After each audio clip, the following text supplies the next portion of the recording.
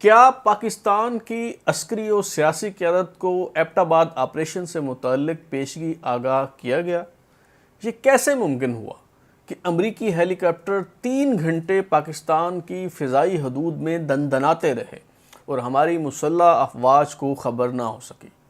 خفیہ ادارے سے تعلق رکھنے والا وہ ریٹائرڈ فوجی افسر کون ہے جس نے CIA کو اسامہ بن لادن کی رہائش گاہ تک پہنچایا؟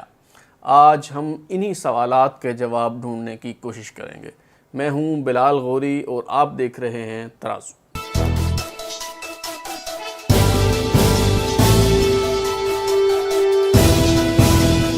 ایمرجنسی نافذ کر کے عدلیہ کو گھر بھیجنے کے بعد جنرل پرویز مشرف نے 28 نومبر 2007 کو افواج پاکستان کی command vice chief of army staff general Ashfaq Pervez Kayani کے سپرد کی اور اگلے روز سویلین صدر کے طور پر حلف اٹھا لیا۔ ماضی کے برعکس اس بار کمانڈ کی علامت سمجھے جانے والی چھڑی نئے سپہ سالار کے حوالے کرنے کے لیے راولپنڈی کے آرمی اسٹیڈیم میں باقاعدہ تقریب منعقد ہوئی۔ پرویز مشرف ملاقہ کین سے تیار کی جانے والی بیٹن اٹھانے لگے تو کمانڈ سٹک پھنس گئی اور ایک بار یوں لگا جیسے یہ ہلکی سی چھڑی بہت بھاری ہو گئی ہو۔ یوں جنرل پرویز مشرف نے وہ خاکی وردی اتار دی جسے وہ اپنی کھال قرار دیا کرتے تھے۔ اگر general Pervez Musharraf chief justice supreme court justice Iftikhar Chaudhry کو معزول کرنے کا فیصلہ نہ کرتے اور اس فیصلے کی کوکھ سے عدلیہ بحالی کی تحریک جنم نہ لیتی تو شاید اشفاق پرویز کیانی بھی اپنے پیشرو وائس آرمی چیفز جنرل احسن سلیم حیات اور جنرل محمد یوسف خان کی طرح سپہ سالار بننے کی حسرت دل میں لیے ریٹائر ہو جاتے۔ 9 مارچ 2007 کو chief justice supreme court Iftikhar Chaudhry کو GHQ طلب کر کے ان سے استعفیٰ مانگا گیا اور جب وہ نہ مانے تو انہیں معزول کر کے ریفرنس دائر کر دیا گیا۔ جب چیف جسٹس پر GHQ میں دباؤ ڈالا جا رہا تھا تو DGISI جنرل کیانی خاموش بیٹھے رہے اور کچھ کہنے سے گریز کیا۔ بعد ازاں جب یہ معاملہ سپریم کورٹ گیا تو DG military intelligence major general Nadeem Ijaz, DGIB brigadier Ijaz Shah اور پرویز مشرف کے chief of staff lieutenant general retired Hamid Javed نے جسٹس افتخار چودھری کے خلاف حلف نامے جمع کروائے، مگر جنرل کیانی نے لا تعلقی اختیار کی رکھی اور حلف نامہ جمع نہ کروایا۔ بلکہ سچ تو یہ ہے کہ جنرل کیانی خاموش رہ کر اپنا وزن عدلیہ بحالی تحریک میں نہ ڈالتے تو یہ تحریک کبھی کامیاب نہ ہوتی۔ انتخابات کے بعد جب اس تحریک نے ایک بار پھر زور پکڑا تو جنرل کیانی ایک بار پھر مہربان ہوئے اور نواز شریف کی قیادت میں عدلیہ بحالی مارچ گجرانوالہ پہنچا ہی تھا کہ سپہ سالار نے اعتزاز احسن کو ٹیلی فون کر کے ججوں کی بحالی کی خوشخبری سنا دی۔ بعد ازاں وزیر اعظم یوسف رضا گیلانی نے قوم سے خطاب کرتے ہوئے جج صاحبان کی بحالی کا باضابطہ اعلان کیا۔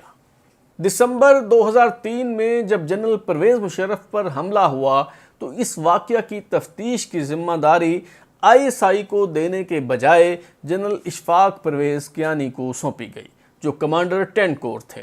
چند ماہ بعد ہی جنرل اشفاق پرویز کیانی کو DGISI بنا دیا گیا۔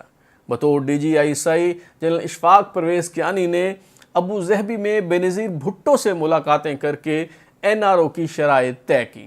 بے نظیر سے کیانی کی پہلے سے شناسائی تھی، کیونکہ بے نظیر دوسری بار وزیر اعظم منتخب ہوئیں تو اشفاق پرویز کیانی ان کے ڈپٹی ملٹری سیکرٹری تھے۔ جنرل پرویز مشرف کا خیال تھا کہ کیانی اپنے کام سے کام رکھنے والا ایک پروفیشنل اور غیر سیاسی افسر ہے جو آرمی چیف بننے کے بعد خود کو عسکری معاملات تک محدود رکھے گا اور وہ سویلین صدر کے طور پر اگلے 5 برس اقتدار سے لطف اندوز ہوں گے۔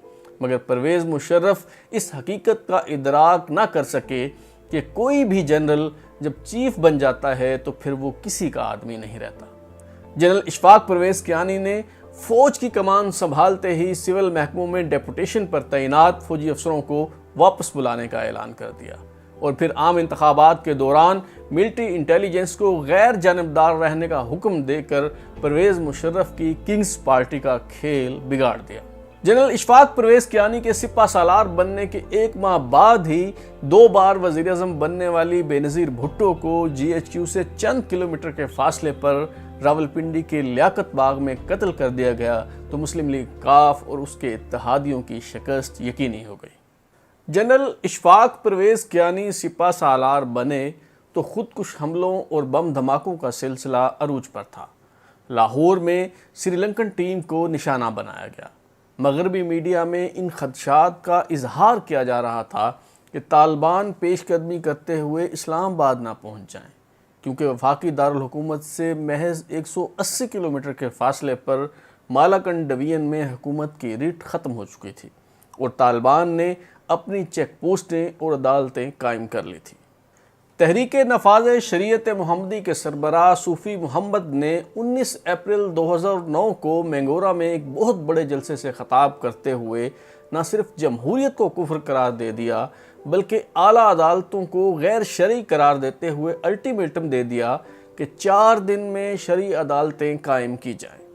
ان علاقوں کو واگزار کرانے کے لیے آپریشن راہ راست کا آغاز ہوا تو طالبان کے امیر مولوی فضل اللہ اپنے جنگجو ساتھیوں سمیت محفوظ علاقوں کی طرف نقل مکانی کر گئے اور ابھی تک حکومت کے لیے درد سر بنے ہوئے ہیں۔ 10 اکتوبر 2009 کو 10 دہشت گرد GHQ میں گھس گئے اور افواج پاکستان کے ہیڈ کوارٹر کو 19 گھنٹوں تک یرغمال بنائے رکھا۔ معروف صحافی عمر چیمہ کے مطابق ان دہشت گردوں سے نجات پانے کے لیے کالعدم اہل سنت والجماعت کے سربراہ محمد احمد لدھیانوی اور کالعدم جھنگوی گروپ کے رہنما ملک اسحاق کو ہیلی کاپٹر میں بٹھا کر GHQ لانا پڑا۔ جنرل کیانی کے دور میں ہی جنوبی وزیرستان میں آپریشن راہ نجات کا آغاز ہوا۔ امریکہ کے سیکیورٹی کنٹریکٹر ریمنڈ ڈیوس نے مزنگ چوک پر 3 پاکستانیوں کا قتل کر دیا تو ملک بھر میں طوفان اٹھا، مگر GHQ نے پینٹاگون کے سامنے گھٹنے ٹیک دیے اور مقتولین کے ورثاء کو خون بہا ادا کر کے ریمنڈ ڈیوس کو چپکے سے امریکہ کے حوالے کر دیا گیا۔ جنرل کیانی کے دور میں سول ملٹری تعلقات میں پہلی بار تناؤ تب سامنے آیا جب امریکی کانگریس نے پاکستان کو امداد دینے کے لیے کیری لوگر بل منظور کر لیا۔ رچرڈ لوگر اور جان کیری کی پیش کردہ اس بل میں امریکی امداد کو جمہوریت کے تسلسل اور دہشت گردی کے خلاف کارروائی سے مشروط کر دیا گیا۔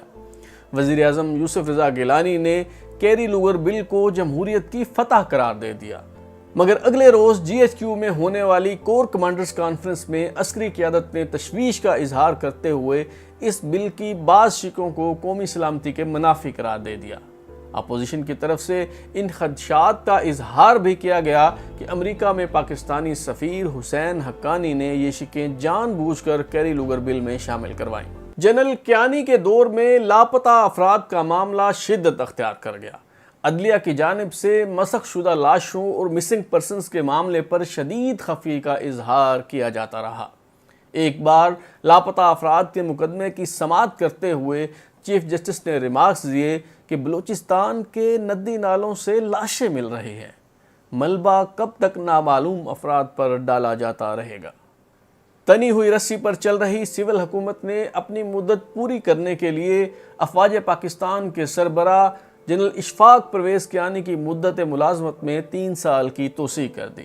پاکستان کی تاریخ میں پہلی بار وزیر اعظم یوسف رضا گیلانی نے قوم سے خطاب کے دوران یہ اعلان کیا کہ سپہ سالار کو ایکسٹینشن دی جا رہی ہے، لیکن ایکسٹینشن کے باوجود سول ملٹری تعلقات ٹھیک نہ ہو سکے اور میمو گیٹ اسکینڈل کے نام پر چائے کی پیالی میں طوفان اٹھا دیا گیا۔ پاکستانی نژاد امریکی شہری منصور اعجاز کے ذریعے یہ دعویٰ کیا گیا کہ امریکہ میں پاکستانی سفیر حسین حقانی نے صدر آصف زرداری کے ایما پر امریکی کمانڈر ان چیف مائک مولن کو ایک میمو یعنی مراسلہ بھیجا جس میں ممکنہ فوجی بغاوت کے پیش نظر مدد مانگی گئی۔ نواز شریف کالا کوٹ پہن کر پیپلز پارٹی کی حکومت کے خلاف عدالت چلے گئے۔ سپریم کورٹ نے صدر اور آرمی چیف کو نوٹس جاری کر دیا۔ حسین حقانی کے بیرون ملک جانے پر پابندی عائد کر دی گئی، جبکہ تحقیقات کے لیے کمیشن قائم کر دیا گیا۔ میمو گیٹ اسکینڈل کو قومی سلامتی کا مسئلہ بنا دیا گیا اور صورتحال اس قدر بگڑ گئی کہ صدر مملکت آصف زرداری کو علالت کے بہانے بیرون ملک جانا پڑا۔ جنرل اشفاق پرویز کیانی کے دور کی سب سے بڑی ناکامی CIA کا 2 مئی 2011 کو ایبٹ آباد میں کیا گیا آپریشن جیرونیمو ہے، جس کی تحقیقات کے لیے سپریم کورٹ کے جج جسٹس جاوید اقبال کی سربراہی میں جوڈیشل کمیشن بنایا گیا، مگر حسب روایت اس کمیشن کی رپورٹ منظر عام پر نہ آ سکی۔ CIA نے 2 اور 3 مئی کی درمیانی شب ایبٹ آباد میں ہیلی کاپٹرز کے ذریعے کمانڈو ایکشن کرتے ہوئے اسامہ بن لادن کو قتل کر دیا اور اس کی لاش اپنے ساتھ لے گئے، جسے DNA کرنے کے بعد سمندر برد کر دیا گیا۔ لیون پینیٹا، جو اس وقت CIA کے سربراہ تھے، انہوں نے اپنی کتاب وردی فائٹس میں اس آپریشن کی تفصیلات بیان کی ہیں۔ لیون پینیٹا کے مطابق گوانتا ناموں میں تفتیش کے دوران خالد شیخ محمد کے ذریعے پہلی بار یہ بات معلوم ہوئی کہ اسامہ بن لادن ایک شخص کے ذریعے مختلف لوگوں سے رابطہ کرتے ہیں اور اس کا نک نیم ابو احمد ہے۔ 2007 میں کسی اور ذریعے سے پتہ چلا کہ اس شخص کا پورا نام ابو احمد ابراہیم سعید احمد عبد الحمید ہے اور وہ کویت کا رہنے والا ہے۔ ابو احمد الکویتی کو بہت جلد تلاش کر لیا گیا اور CIA نے پاکستان اور افغانستان میں اس کی نگرانی شروع کر دی۔ 27 اگست 2010 کو CIA نے ابو احمد الکویتی کو ایبٹ آباد کے ایک قلعہ نما گھر میں داخل ہوتے دیکھا۔ اس گھر کی ساخت ایسی تھی کہ CIA چیف لیون پینیٹا اچھل پڑے۔ یہ گھر آس پاس کے گھروں سے 8 گنا بڑا تھا۔ دیواروں پر خاردار باڑ لگی ہوئی تھی۔ دیواریں بہت اونچی تھیں۔ جب تصویریں لے کر باریک بینی سے جائزہ لیا گیا تو اس بات پر بھی حیرت ہوئی کہ 3 منزلہ گھر کی آخری منزل کے سامنے جو بالکونی تھی، اس کے آگے بھی 7 فٹ اونچی دیوار بنا دی گئی۔ ایبٹ آباد کے اس کمپاؤنڈ سے متعلق ایک اور مشکوک بات یہ تھی کہ اتنے بڑے گھر میں ٹیلی فون، انٹرنیٹ یا کیبل کا کنیکشن نہ تھا۔ ایک اور حیرت انگیز بات یہ تھی کہ ابو سعید الکویتی اور اس کے بھائی کی فیملی اس کمپاؤنڈ کے سرونٹ کوارٹر یا گیسٹ ہاؤس میں رہ رہی تھی۔ سوال یہ تھا کہ اگر ابو سعید الکویتی نے یہ گھر اپنے لیے بنوایا ہے تو پھر وہ خود مرکزی عمارت میں کیوں نہیں رہ رہا؟ ابھی تک یہ بات تو کنفرم تھی کہ اس گھر میں کوئی ہائی ویلیو ٹارگٹ موجود ہے، لیکن وہ ہائی ویلیو ٹارگٹ کون ہے؟ CIA کو یہ تفصیلات 2 پاکستانیوں نے فراہم کی، جن میں سے ایک پاکستان کے خفیہ ادارے کا سابقہ افسر ہے۔ CIA نے ایبٹ آباد کمپاؤنڈ کے مکینوں کی تفصیل معلوم کرنے کے لیے USAID کے ذریعے پولیو کے قطرے پلانے کی ذیلی مہم چلائی، جس کے لیے ڈاکٹر شکیل آفریدی کی خدمات حاصل کی گئیں۔ یہ بات تو آپ سب جانتے ہیں، مگر CIA کو اسامہ بن لادن سے متعلق معلومات فراہم کرنے والا ISI کا ایک ریٹائرڈ افسر ہے، جس کی طرف HG کیسلنگ نے اپنی کتاب دا ISI آف پاکستان میں اشارہ کیا ہے۔ بتایا گیا ہے کہ ایبٹ آباد آپریشن کے بعد ISI کے ایک کرنل پاکستان سے فرار ہو گئے اور اب وہ امریکہ میں رہائش پذیر ہیں۔ ISI کے سابق سربراہ lieutenant general retired Asad Durrani نے بھی اپنی کتاب سپائی کرونیکلز میں اس کرنل کا ذکر کیا ہے۔ جنرل ریٹائرڈ اسد درانی کہتے ہیں کہ ریٹائرڈ فوجی افسر جس کا تعلق خفیہ ادارے سے ہے، اس نے CIA کو اسامہ بن لادن سے متعلق معلومات فراہم کی۔ جنرل درانی نے کہا کہ وہ اس شخص کا نام اس لیے نہیں لے رہے کہ وہ اس بات کو ثابت نہیں کر سکتے اور اسے پبلسٹی بھی نہیں دینا چاہتے۔ مجھے نہیں معلوم کہ اس نے $50 ملین میں سے کتنی رقم لی، لیکن وہ پاکستان سے غائب ہے۔ CIA کے لیے کام کرنے والا یہ فوجی افسر کون ہے؟ اگر جنرل اسد درانی کی اس کتاب کو ایبٹ آباد کمیشن رپورٹ کے ساتھ ملا کر پڑھا جائے تو یہ معمہ حل کیا جا سکتا ہے۔ انگریزی اخبار ڈان میں 9 جولائی 2013 کو شائع ہونے والے ایبٹ آباد کمیشن رپورٹ کے اقتباسات کے مطابق میجر عامر عزیز، جو حاضر سروس افسر تھے اور جن کا گھر اسامہ بن لادن کے گھر کے سامنے ہے، انہوں نے بتایا کہ ISI سے ریٹائرڈ لیفٹیننٹ کرنل سعید اقبال کئی بار ان کے گھر آئے اور چھت پر جا کر پالتو جانوروں کی تصویریں لینے کے بہانے اس کمپاؤنڈ کی تصویریں بنائیں۔ ان کے پاس بہت جدید کیمرہ تھا۔ ان کے پاس جو گاڑی تھی وہ بہت مہنگی تھی، جسے اس سطح کا فوجی افسر خریدنے کا سوچ بھی نہیں سکتا۔ بلٹ پروف گاڑی میں نائز کنٹرول سسٹم لگا ہوا تھا۔ کرنل سعید اقبال ایبٹ آباد آپریشن کے بعد امریکہ چلے گئے اور اب وہاں عیش و عشرت سے جی رہے ہیں۔